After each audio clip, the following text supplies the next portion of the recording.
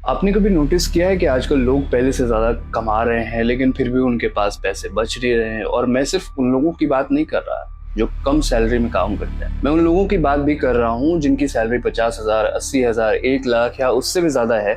वो उससे भी ज़्यादा कमा रहे हैं। महीने की सैलरी जब अकाउंट में आती है 2 दिन के लिए बहुत अच्छा लगता है कि सैलरी आ गई, अब तो सब सॉल्व हो जाएगा। फिर आपकी ईएमआई कटने लगती है, आपका क्रेडिट कार्ड का बिल आ जाता है, आप कुछ ना कुछ ऑनलाइन ऑर्डर खुराफात करने लगते हो, कुछ ऑनलाइन ऑर्डर कर लिया और महीने के एंड होने से पहले ही आपको ये फीलिंग आने लगती है कि इतने पैसे आए थे गए कहाँ। और सबसे इंटरेस्टिंग बात पता है क्या है? सबसे इंटरेस्टिंग बात ये है कि बहुत सारे लोग ना मानते हैं, इस चीज को जेन्युइनली मानते हैं कि प्रॉब्लम जो है उनकी इनकम में है। और उन्हें बस ऐसा लगता है कि उनकी सैलरी थोड़ी और बढ़ जाएगी, फिर उनकी सेविंग्स भी अच्छी हो जाएगी। लेकिन रियलिटी में ऐसा होता बहुत कम है, क्योंकि सेविंग्स का प्रॉब्लम इनकम का कम होता है। यानी इनकम के चलते आपकी सेविंग्स इफेक्ट नहीं होती है, आपके बिहेवियर के चलते होती है। मैं आपको एक सिंपल एग्जांपल देता हूँ। अगर मेरी सैलरी आज के वक्त में 30,000 रुपए, मान लेते हैं कि मेरी सैलरी 30,000 है और मैं सोचूंगा कि अगर मेरी सैलरी 50,000, 75,000 रुपए हो जाए तो मैं हर महीने 10,000 रुपए बचा सकता हूँ। फिर मेरी सैलरी मान लेते हैं, मैंने सोचा 50 या 70 हो गई, लेकिन उसके बाद जैसे ही मेरी सैलरी 70 हुई, मुझे ऐसा लगा कि यार मेरा फोन बहुत आउटग्रेड हो गया, मैं नया फोन ले लेता हूँ। मैं थोड़ा सा अच्छे रूम में सेटल हो जाता हूँ, मैं वीकेंड से दोस्तों के साथ बाहर चला जाता हूँ।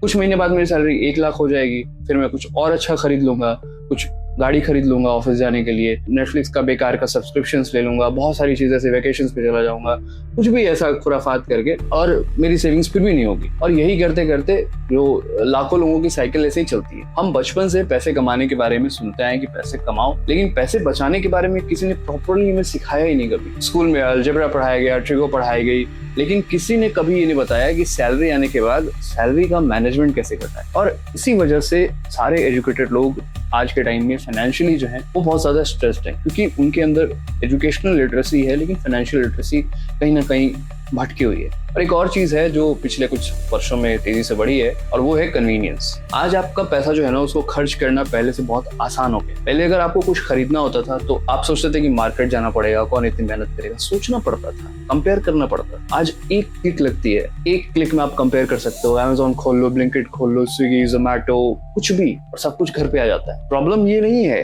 कि सर्विसेज बुरी हैं, प्रॉब्लम ये है कि इन्होंने स्पेंडिंग को बहुत आसान बना दिया है, बहुत फ्रिक्शनलेस बना दिया है। यानी जब चाहो जो चाहो तब ऑर्डर कर सकते हो ब्लिंक के अंदर। बिहेवियरल साइकोलॉजी में एक बहुत इंटरेस्टिंग कॉन्सेप्ट है, जितना आसान कोई काम होता है उतना ही ज्यादा हम उसे करते हैं। आज स्पेंडिंग एफर्टलेस हो गई है, सेविंग्स एफर्ट मांगती है, इसीलिए नेचुरली लोग स्पेंडिंग की तरफ ज्यादा भागते हैं और सेविंग से दूर ही भागते हैं। और फिर आता है सोशल मीडिया, जिसे कहीं से ना मैं इग्नोर नहीं कर सकता अपने वीडियोस में। ऑनेस्टली मैं मानता हूँ, क्योंकि आज सेविंग के अगेंस्ट सबसे पावरफुल फोर्स इन्फ्लेशन नहीं है, ये सोशल मीडिया है। क्योंकि महंगाई आपका पैसा धीरे धीरे खाता है, सोशल मीडिया आपकी सेटिस्फैक्शन खा जाता है।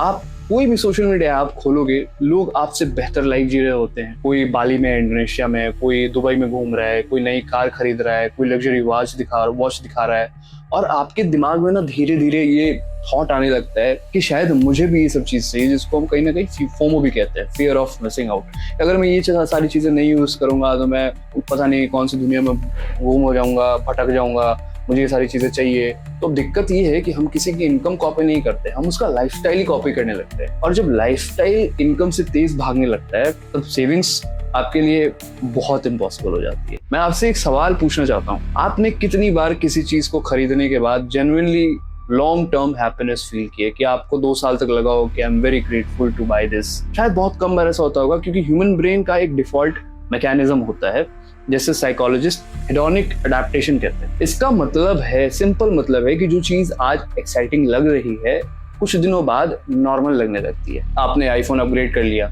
एक हफ्ते एक्साइटमेंट रहेगी, बाइक अपग्रेड कर लिया, कुछ महीने एक्साइटमेंट रहेगा, फिर सब नॉर्मल हो जाएगा। लेकिन आपने बाइक को अपग्रेड करने में जो ईएमआई फंसाई है वो तो नॉर्मल नहीं है ना, वो चलते रहता है, और ईएमआई इंसान को एक्साइटमेंट नहीं देता है।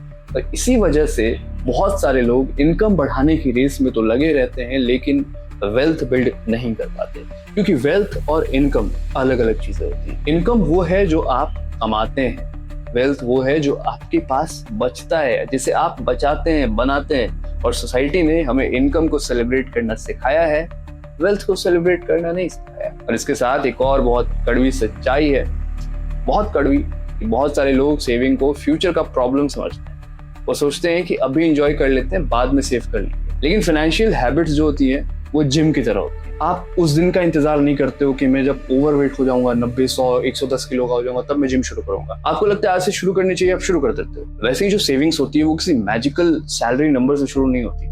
मतलब ये कि अगर मैं 30,000 में सेविंग्स नहीं कर पा रहा हूँ 30,000 की सैलरी में, तो बहुत स्ट्रॉन्ग चांसेस है कि मेरी सैलरी जब 2 लाख रुपए भी हो जाएगी तो मैं तब भी स्ट्रगल करूंगा। परसेंटेज बदल जाएगा, लेकिन माइंड के साइकोलॉजी का मैं क्या करूंगा।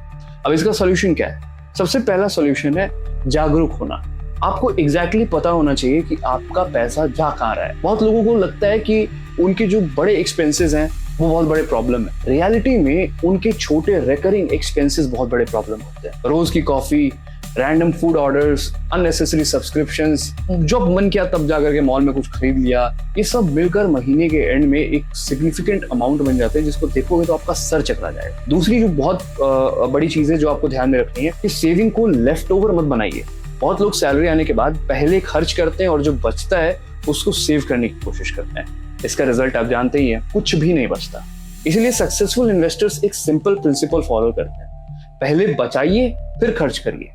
सैलरी आते ही एक फिक्स्ड अमाउंट को ऑटोमेटिकली अलग अकाउंट में या अलग कहीं ट्रांसफर कर दीजिए। जो आपको नजर आएगा ही नहीं, उसे खर्च करने की जो टेम्पटेशन है, जो तड़प है आपके अंदर, वो खत्म हो जाएगी। और तीसरी बात जो शायद सबसे इंपॉर्टेंट है, अपनी लाइफ को किसी और की हाईलाइटेड रील से कंपेयर करना बंद कर दीजिए। क्योंकि सोशल मीडिया पर जो दिखता है वो कंप्लीट रियलिटी नहीं होता। हर खूबसूरत सी गाड़ी के पीछे, चमचमाती हुई कार के पीछे बहुत बड़ी ईएमआई होती है। हर फॉरेन ट्रिप के पीछे क्रेडिट कार्ड का जो कर्ज छुपा हो सकता है। और हर जो परफेक्ट लाइफ आपको दिखाई देती है ना, उसके पीछे बहुत स्ट्रेस होता है। लेकिन वो पार्ट इंस्टाग्राम पे कोई पोस्ट क्यों करेगा? उससे किसी को अटेंशन थोड़ी मिलनी है। सेविंग्स डिफिकल्ट इसलिए नहीं लगती क्योंकि आप कम कमा रहे हो। सेविंग्स डिफिकल्ट इसलिए लगती है क्योंकि हम एक ऐसी दुनिया में जी रहे हैं जहां हर ऐप, कोई भी एडवर्टाइजमेंट, हर तरीके का एल्गोरिदम और हर सोशल मीडिया प्लेटफॉर्म हमें खर्च करने के लिए डिजाइन किया गया है। आपका अटेंशन भी मोनेटाइज हो रहा है और आपकी स्पेंडिंग भी मोनेटाइज हो रही है। इसलिए सेविंग आज सिर्फ फाइनेंशियल डिसीजन नहीं है, सेविंग एक साइकोलॉजिकल डिसीजन। और जिस दिन आप ये समझ जाओगे कि पैसा कमाना और पैसा संभालना 2 अलग अलग स्किल्स हैं, उस दिन आपकी फाइनेंशियल लाइफ बदलनी शुरू हो जाएगी। क्योंकि अमीर वो नहीं होते जो सबसे ज्यादा कमाते हैं, अमीर वो होते हैं जो अपने इनकम और अपने डिजायर के बीच की गैप कंट्रोल कर लेते हैं।